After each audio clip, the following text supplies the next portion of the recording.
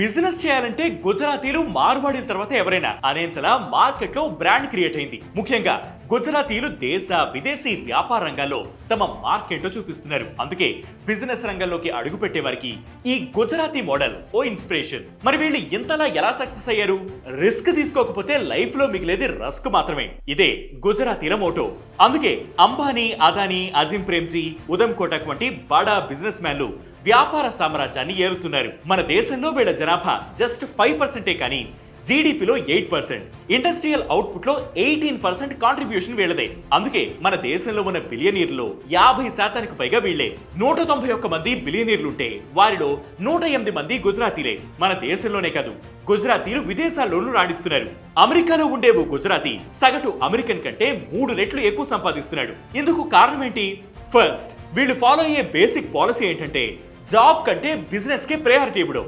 ఎన్నో ఏళ్లుగా గుజరాతీలు ఇదే ఫార్ములా ఫాలో అవుతున్నారు. అందరూ గవర్నమెంట్ జాబ్ అనో లేక సెక్యూరిటీ ఉన్న జాబ్ కోసం చూస్తే వీళ్ళు మాత్రం బిజినెస్ మీదనే ఫోకస్ చేస్తారు. అందుకే వీళ్ళ ఇళ్లలో నౌకరీతో గరీబొంక దందాచే అనే ఓ మాట వినిపిస్తూ ఉంటుంది. అంటే ఉద్యోగాలనేవి పేదవారి కోసమే అనే అర్థం. వీళ్ళకున్న మరో ప్లస్ పాయింట్ ఏంటంటే జనరేషనల్ విజ్డమ్. గుజరాతీ ఫ్యామిలీస్ లో చిన్నతనం నుంచి వాళ్ళు వ్యాపారం తాలూకు మెలకువలు నేర్చుకుంటారు. ఫ్యామిలీ చేసే బిజినెస్ ని చూస్తూనే పెరుగుతారు. కాబట్టి వాళ్ళకి ప్రాఫిట్, లాస్, ఇన్వెస్ట్మెంట్స్ పై చిన్నతనం నుంచే పట్టు సాధిస్తారు. వాళ్ళు బిజినెస్ ను ఓ స్కిల్ కాదు, జీవన విధానంలా చూస్తారు. అందుకే చిన్నతనంలోనే ఫ్యామిలీకి బిజినెస్ లో హెల్ప్ చేయడం మొదలు పెడతారు. కస్టమర్లను ఎలా హ్యాండిల్ చేయాలి, ఎలా ప్రాఫిట్స్ తీసుకురావాలి వంటి విషయాలను నేర్చుకుంటారు. 18 ఏళ్లు నిండేసరికి ఎంబీఏలోనూ తెలియనంత నాలెడ్జ్ సంపాదించుకుంటారు.